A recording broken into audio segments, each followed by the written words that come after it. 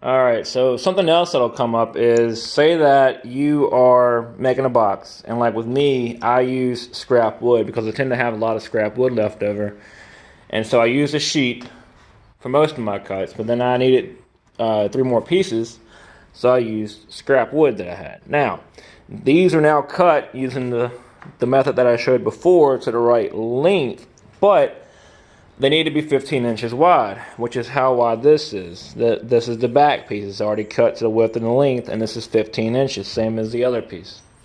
So, how would I get this piece to be the same as this piece as far as the width goes? Now, I thought about maybe using my table saw, but to do 15 inches from the blade all the way over basically goes to the edge here, which leaves no room for my clamp, so then that wouldn't work. Okay, so what do you do to get a straight cut? Now, I could use my saw, but if you know anything about using a circular saw on a very small edge, it's going to be hard to cut, keep it straight, but also keep it from not angling.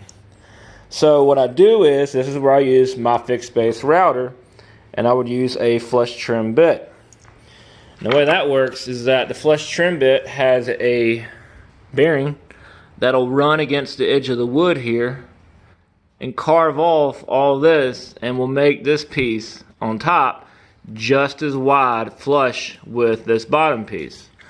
And so this will take a little bit of ingenuity, but like here I just lined them up even on this edge so it's totally flush on the back here, and then I clamped it down together but also to the table, so that way when I go to cut it, it's not going to move.